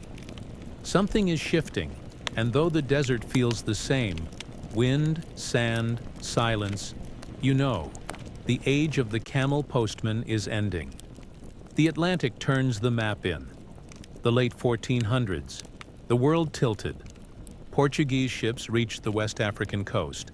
Their caravels brought trade, gold, spices, cloth, but bypassed the Sahara. Goods that once took months to crawl through the dunes now flowed by sea, reaching Europe in weeks. With the rise of Atlantic ports like Elmina, trade routes that had crisscrossed the Sahel for centuries began to fade. Coastal cities swelled. Desert hubs like Timbuktu began to slow. Letters followed goods. Where once a scroll might have taken the long path through the dunes, now it traveled by sea, tucked in crates beside textiles and tin. Timbuktu remained a city of scholars, but the scholars wrote for each other now, not for distant cities, Timbuktu's quiet decline. By the 1600s, the Songhai Empire had fractured. Invading armies and shifting alliances weakened the networks that supported long-distance desert travel. Caravans still crossed, but less often, and they carried fewer letters. The scribes at Sankore Mosque still wrote treatises on law, commentaries on astronomy, genealogies of noble houses. But their audience had shrunk. The libraries grew dusty, the courier ledgers thin. In 1690, a scroll from Djenné to Fez recorded a sad note in the margin. No response received. Fez has grown quiet. Not forgotten, just out of reach. Where did the couriers go? Some became traders, joining the caravans full-time. Others returned to their villages, taking up farming or tending small flocks. A few found work in the coastal towns, now booming with European docks and customs houses. Their letters were carried by ship, not camel. Sailors, not scholars. But those who stayed in the desert held on to their routines. One French explorer in 1828 wrote of meeting an old man in the dunes outside Timbuktu who still carried a leather pouch on his belt. When asked what was inside, the man replied, "Nothing, but I am a courier. The pouch must stay with me. The final scrolls. Some letters were never delivered because no one remained to read them. In 1911, during a building renovation in Gao, workers found a cache of scrolls sealed in a clay urn. They had been placed there sometime in the 1500s. Most were mundane.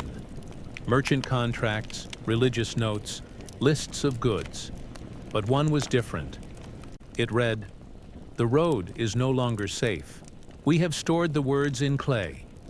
If God wills it, they will be read. If not, they will remain here like bones." And they did. Until that day, 4 centuries later, when a bricklayer cracked the pot open with a shovel. The legacy of the camel. Couriers, we don't remember many names. We know no national mail service ever recognized them.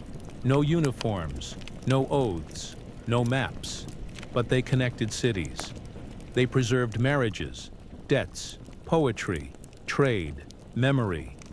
Their handwriting survives in brittle ink, in the margins of old Arabic ledgers, and the footnotes of African historians. Even today, in parts of Mali and Niger, elders still speak of al-Mursil, the messenger, and point to the horizon when telling old stories. There are no camel postmen anymore, but their roots live on in folk memory, their silence honored in the rhythm of the sand. A final thought. Before sleep, the camel courier teaches us something slow, something fragile. That distance is not the enemy of connection. It is the proof of it. Because when someone walks across a desert for weeks just to deliver your words, that is a love letter, even if it only says, "I have arrived." The fjord is quiet. Mist curls across the water, drifting in from the sea like breath on cold glass. You stand near a ridge where the land meets the rock, a place winded with pine and stunted birch.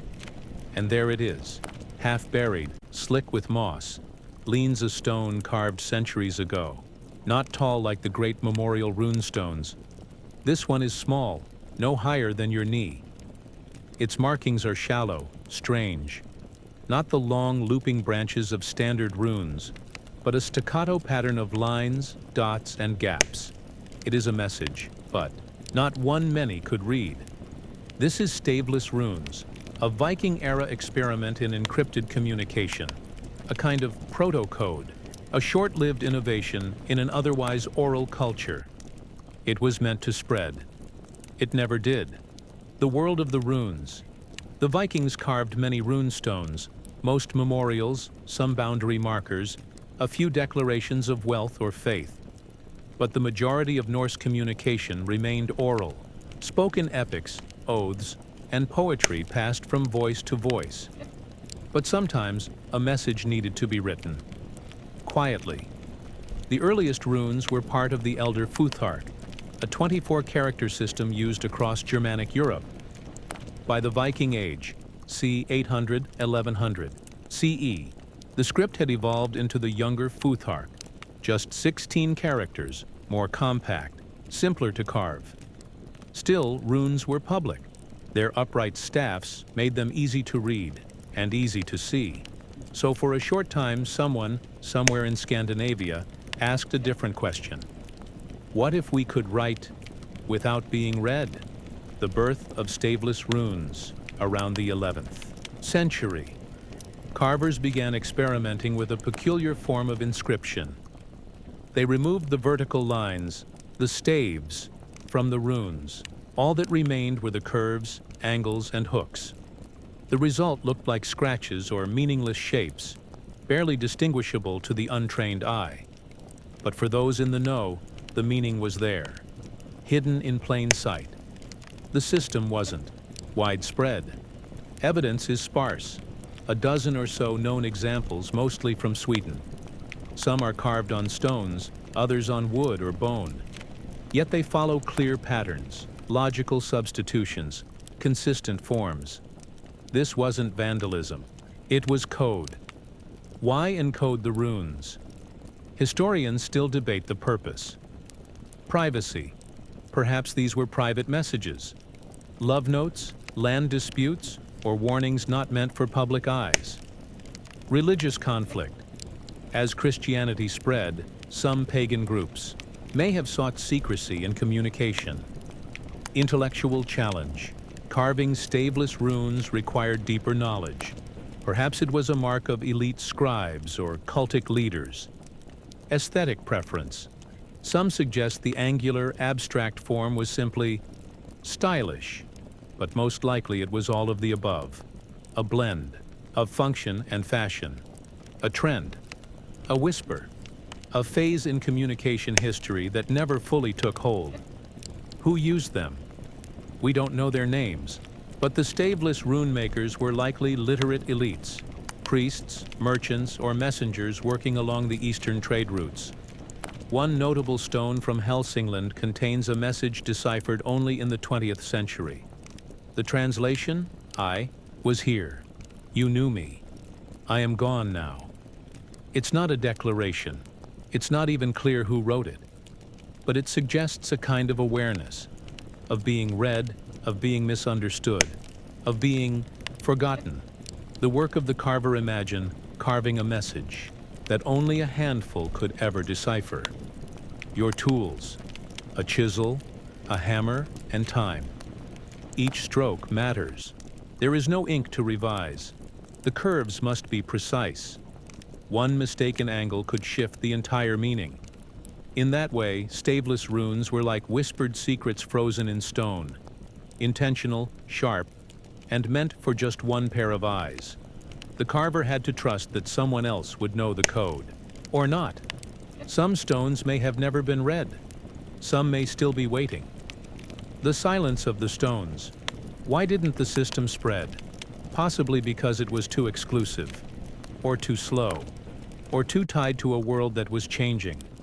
One where Latin alphabets and Christian parchment replaced carved messages in misty fields. By the 12th century, staveless runes had all but disappeared. No edict banned them. No war destroyed them. They simply stopped, like a language spoken by only two people who stopped writing to each other. You're crouched now beside the stone, fingertips brushing the faintly grooved surface. In the cold mist, the carvings feel like scars. Ancient, precise, silent. The shapes seem random, angled hooks, split curves, broken loops. But to the trained eye, they speak. These are not the runes of your grandfather's sagas. These are something stranger, a language within a language, a puzzle. And though no Viking saga tells of the staveless runes directly, here they are, weathered, half-buried, whispering from beneath moss and time. Decoding the staveless script. So how does a rune without a vertical line function? Traditional runes are made of vertical staves, like the spine of a letter, and branches, the sidearms. Remove the spine, and all you have left are the branches, awkwardly floating, seemingly cryptic, but they're not meaningless. Each branch's placement, left, right, up, down, still corresponds to a sound. In the staveless system, meaning comes from position and angle. It's like reading skeletons of letters, without their bones. For example, a right branch alone might mean R, two upward strokes. Close together might signal MA single hook leftward, could mean K patterns emerged. But they required practice. Unlike the public rune stones with sweeping dedications and rhythmic poetry, staveless inscriptions were meant to exclude. You had to know what you were looking at, and most didn't. Where the stones were found, most known staveless inscriptions have been discovered in what is now central and northern Sweden, particularly in the Helsingland and upland regions. These were not urban centers. These were rural landscapes, forested, cold, difficult to access even now. That remoteness likely helped. The system survived briefly as a local tradition or a regional innovation, but it also ensured its disappearance. In some cases, the stones were placed near property lines. In others, at crossroads. One was found within a burial mound, suggesting possible ritual significance. And curiously, Nearly all were carved on the back of older stones, as if the staveless message wasn't meant for everyone.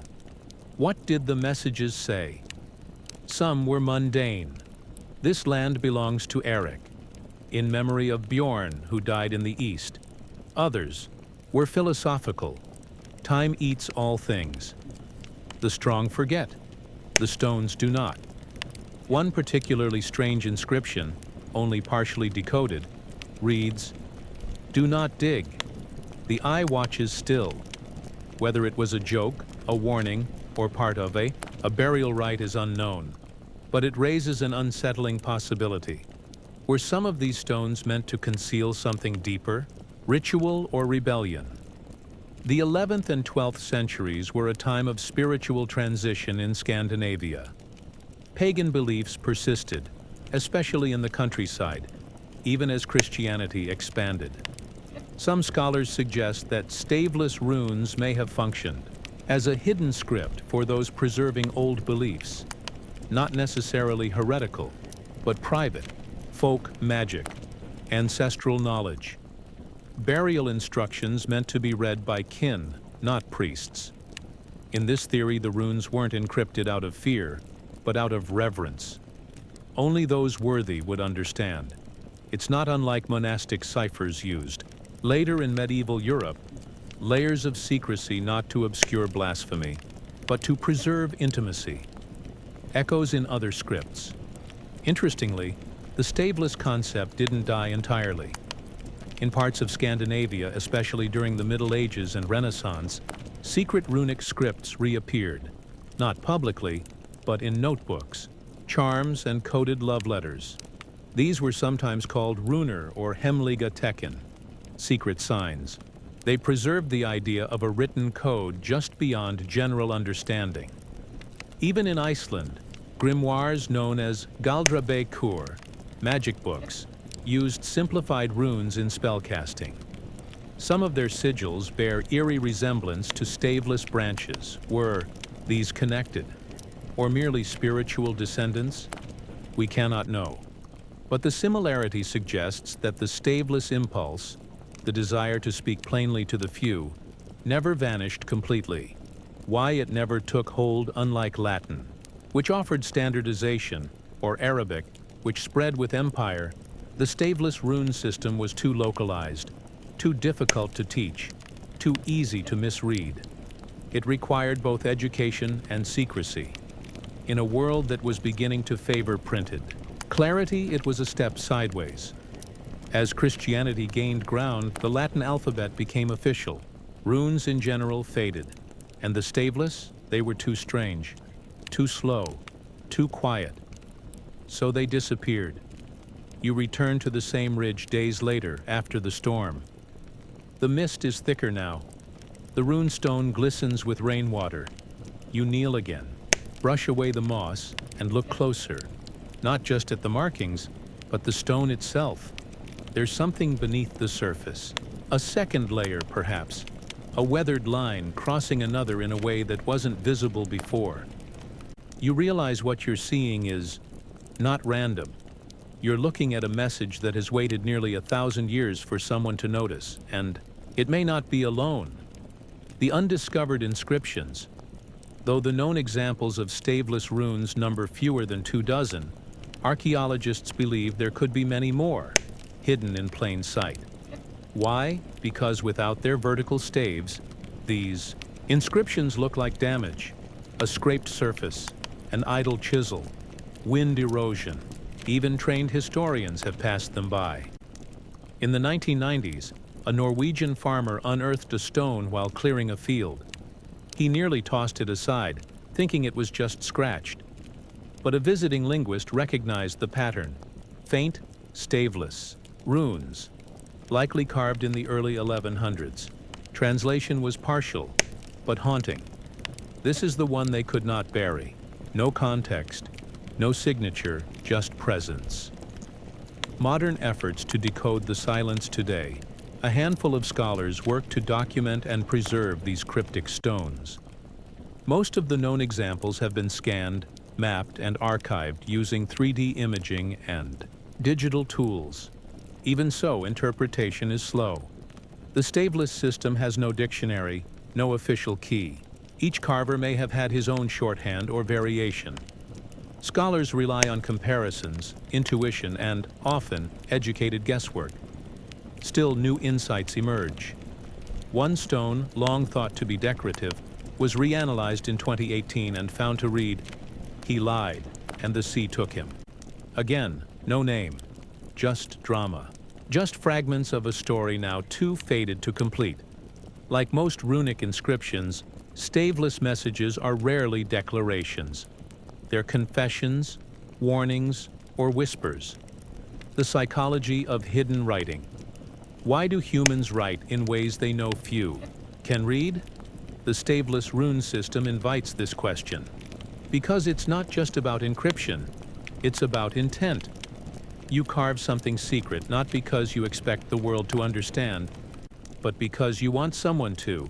Just one person, one reader, one moment of clarity across time.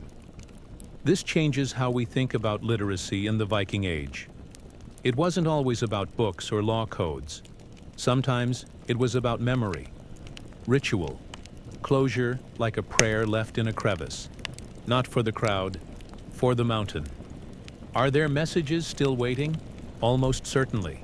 In church foundations, in riverbeds, on stones reused in later construction, perhaps even in the lintels of barns and homes, mistaken for decoration. Some may already be lost, eroded, shattered, reburied, but others may yet be hiding, just faint enough to be dismissed, just deliberate enough to matter.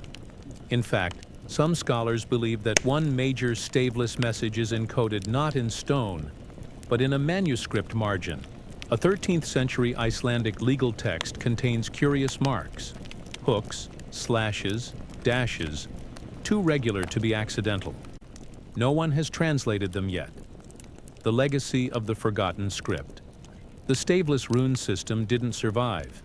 It wasn't adapted by kingdoms or copied into later alphabets.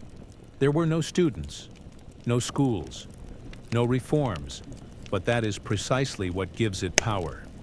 It reminds us that not all messages are meant for eternity. Some are meant to survive only as long as memory allows a single generation, a single glance, and then quiet. A final thought. Before sleep, in an age where everything is recorded, remembered, and retrieved, there's something haunting about a message carved into stone that no one was ever meant to read. It speaks not to vanity, but to faith.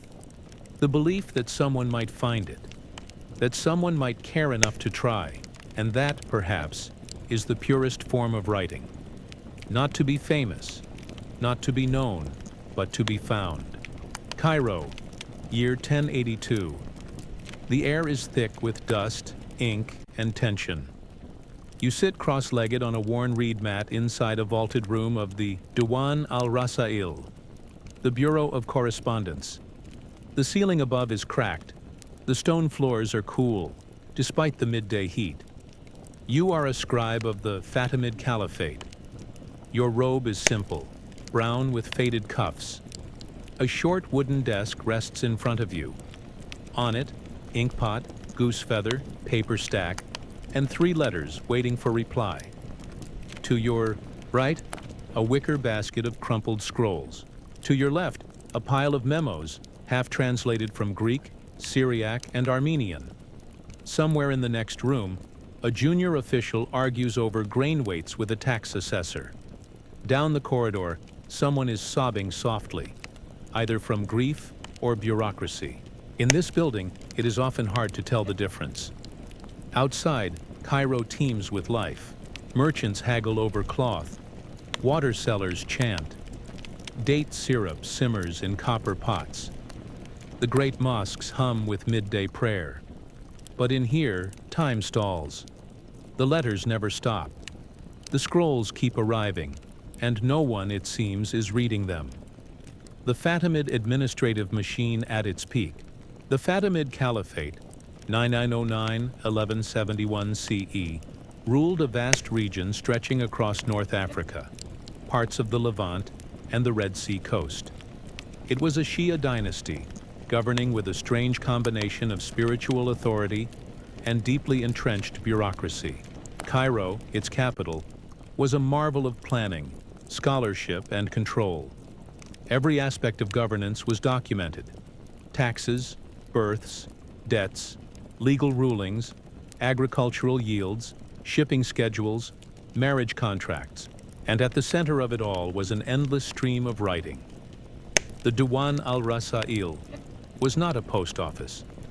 It was more like a nerve center, a place where all official letters were drafted, reviewed, and recorded. Nothing left the building without at least 3 approvals and 4 copies. Your job was not to write original thoughts. It was to translate, duplicate, annotate, summarize, and copy again. It was said that a message passed through 7 hands before it passed through the city gate. How messages moved, or didn't. In theory, a letter sent from Cairo to a provincial governor in Tripoli should arrive within 10 days. Couriers, known as Rasul or Kuft, were assigned to specific regions and rotated every quarter. In practice, the system was less efficient. Letters could sit in review for weeks, delayed by improper titles, smudged ink, or uncertainty over the caliph's preferred seal color. One minor clerical error, a missing honorific, an improper abbreviation, could send a message back to the original writer for correction. And then there was the chain of approvals. A typical letter would move from junior scribe, senior scribe, NE reviewing secretary, departmental head, master calligrapher, document sealer, final oversight clerk. Only then could the letter be handed off to the dispatch clerk, who might be on leave, late, or arguing over a lost tax ledger. Scribes joked that it was easier to bury a governor than to send him a warning. The language problem, Fatimid bureaucracy, was multilingual. Arabic was the administrative backbone, but dozens of other languages passed through your hands: Syriac, Greek, Berber, Coptic, Hebrew, Persian. As a scribe, you were expected to read at least 3. You knew standard legal phrases in 6, but translation was perilous. The word mal in Arabic could mean wealth or livestock, depending on context. A mistranslation once rerouted 200 goats to a tax collector instead of a military barracks. The letter of complaint was 4 pages long. The goats were never recovered, so you learned to ask. Carefully, you marked uncertain words in red ink. You added footnotes, marginalia, commentary. Your scrolls began to resemble miniature arguments more than messages. Still, errors crept in. One evening you copied a letter about barley shortages, misreading a date. The scroll instructed the governor of Aswan to send emergency grain last month. You were not punished, but your desk was moved closer to the corridor where the crying man sat. The scribe's complaint: you weren't alone in your frustration. A letter, discovered in the Cairo Geniza, a Jewish archive hidden in a synagogue storeroom, contains what appears to be a private scribe's note. They ask me to write with speed but demand the hand of God. The ink dries before the approval arrives. I have copied the same letter 4 times. The governor of Barca will never receive it, and I will grow old watching the same signature pass beneath my hand like a boat on the Nile, always floating, never moving. It wasn't a resignation, it was a prayer. Other Geniza letters contain similar echoes, scribes venting about endless revisions, poor lighting, smudged ink, missing stamps. One even wrote in the margin, "Why write if no one reads?" The storage problem. What happened to all those letters? They were stored in rows of shelves, in clay jars, in bound ledgers sorted by region, year, and type. Entire rooms filled with scrolls wrapped in cloth, tied with string, and labeled with fading tags. By 1100 CE, The caliphate had so many written records that a new storage wing had to be built in the citadel, designed not by an architect, but by a librarian. Some letters were never meant to be read again, but many were kept just in case, to prove a decision, document a dispute, or shame a rival with a poorly worded phrase written decades ago. The bureaucracy could not let go. It accumulated everything. One tax review document contained 17 versions of the same letter, each marked final in different handwriting. It was joked that God might forgive you, but the Diwan never would. The weight of writing, your back aches. Your fingers are ink-stained. You've been at your desk for 8 hours, with only a few sips of honeyed water and a stale fig from the pantry. Outside, the call to prayer echoes across the rooftops. But inside, you keep working, copying a letter about irrigation repairs. In the Fayoum, while the ceiling drips a slow line of water down your shoulder. You wonder, will the recipient ever read this? Will they care? Will they understand the effort, the revisions, the silent war between accuracy and exhaustion? Will they notice that you dotted every nun, curved every sin, folded the paper exactly to protocol? Or will they crumple it, unread, and ask for a summary? The quiet revolt. Some scribes rebelled, not loudly, not with fire, but with wit. One began slipping small rhymes into the margins. Another recorded unofficial histories between lines of ink, coded, veiled, but legible to those who knew. One letter included a phrase that meant nothing to the recipient, but was part of a joke only the scribe and the original writer shared. It wasn't disobedience, it was survival. In a system built on perfection, they found room for personality. They carved humanity into bureaucracy. You wake to the rustle of papyrus. Not the breeze, not prayer, not the sound of sandals on stone. Just scrolls shifting beneath, their own weight. A stack somewhere in the archive has tilted again. Gravity, humidity, or perhaps the judgment of time pressing against forgotten words.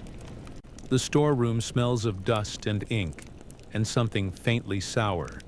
You tie your robe, light, a lantern, and step barefoot through narrow rows of shelving.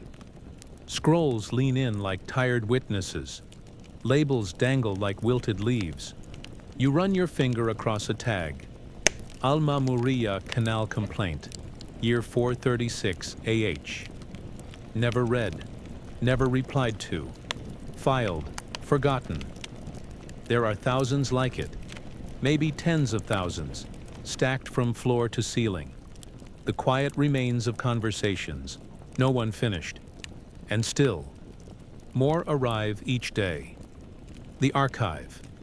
That ate the city by the mid-11th century, Cairo's administration had become a paradox. Highly literate, profoundly meticulous, and functionally overwhelmed.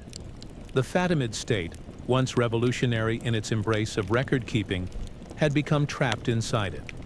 Every letter was preserved, every reply annotated, every command replicated, sometimes across 5 departments, each with their own formats, copies, and countercopies. New clerks arrived with wide eyes, trained in perfect handwriting and Quranic metaphors.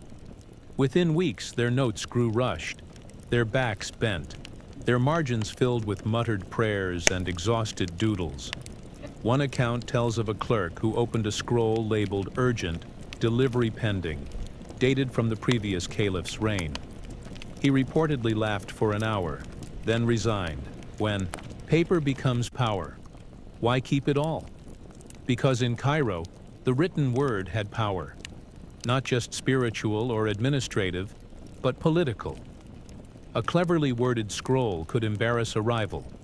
An old invoice could challenge a governor's budget. A forgotten letter, rediscovered, could vindicate a decision years after the fact, so nothing was thrown away. Secretaries hoarded paper like merchants hoarded grain. Departments competed for the best calligraphers. Some heads of office even hired scribes to copy their own orders more beautifully, hoping for promotion through penmanship. The result? a tidal wave of correspondence no one could track. Letters so numerous they had to be indexed by scent. Cedar-smoked ones from Syria, rose-watered ones from palace offices, plain ones from the provinces. Still no one admitted the system was broken, because admitting failure meant rewriting the system. And who had the time? Scrolls that crossed centuries, some letters were written, sealed and sent, only to be returned years later. A shipment order from Asyut, dated 1047, was found unopened in a courier's trunk during a warehouse fire in 1093. It had been delivered to the wrong address. No one had noticed. One scholar famously received his own letter back after 11 years, stamped unread, redirected. He had moved twice. The letter had followed him, like a shadow too slow to catch up. Still, no one destroyed them. The scrolls kept their place. Each one was potential, proof, evidence, a weapon in the right hands. Like clay tablets of ancient kings, their silence held power, the bureaucrat's burden. And then, there were the lives buried beneath the letters. Scribes were rarely rich. They were expected to live near the Diwan, in cramped quarters filled with lamp smoke and ink pots. Their families often shared sleeping mats beside scroll bins. They were not poets, they were not heroes, but without them, the empire stalled, and they knew it. Some left behind journals, quiet testimonies written between lines of inventory or taxation, reports. Today I copied 57 names. Not one belonged to a man I have met. The letter was returned again. The governor is dead. Still they ask for confirmation. I wrote his name with perfect care. When I looked again, the ink had run. Is that a sign? These fragments were never meant for history, but they survived, wedged into ledgers, scribbled on reused parchment, passed down like ghost stories in ink. The silent collapse. No single moment ended the flood. Instead, the system slowed, like a great wheel grinding down beneath its own dust. By 1110, political upheaval, rival caliphs, invasions, court intrigue began to pull attention away from paperwork. Departments were merged, sometimes violently. Junior scribes were conscripted into the military. Entire archives were moved, boxed, buried. Some were never unpacked. The Diwan al-Rasail, once the heart of Cairo's intellectual administration, was described by a visitor in 1127 as a place of whispers and ink ghosts. Fewer letters arrived, but the old ones remained, stacked, waiting, unread. The survivors, Geniza and the gift of Neglectin. A curious twist of history. Much of what we know about Fatimid bureaucracy does not come from royal libraries, but from trash. Specifically, the Cairo Geniza, a storeroom in the Ben Ezra synagogue in Old Cairo, where Jewish scribes stored damaged scrolls and unwanted correspondence. According to Jewish law, texts bearing the name of God could not be simply thrown away, so they were tucked into the Geniza, along with contracts, shopping lists, personal letters, tax records, shipping orders, and Fatimid bureaucratic notices. Over 300,000 documents, preserved by accident, forgotten by design. Among them, letters from the Diwan al-Rasail, some partial, some never opened. One reads, "We regret to inform you that the scroll you requested cannot be located. Please submit a copy." It's dated 1076. The reply, if it ever came, is still lost somewhere in the mist of paper. The system beyond the system. There is something profoundly human in the scribe's dilemma. You wrote because it was expected. You copied because someone had to. You filed because otherwise chaos might spill into the street. You told yourself the scrolls mattered, and perhaps they did. Perhaps some decisions were made because of something you transcribed at 3 a.m. under a flickering oil lamp with your fingers, stained to the bone. Perhaps not. Either way, the paper held your breath, your script, your prayer, that someone would read and remember. A final thought. Before sleep, there are shelves somewhere, now long crumbled, where letters once leaned against each other like tired friends, waiting for someone to notice them. And maybe that's what every message is, really. A hope tucked into a fold of parchment. A voice stretched across time. Even now, someone in a distant archive might unfold a scroll you copied centuries ago and read your name in the margin. Not because they seek you, but because you wrote.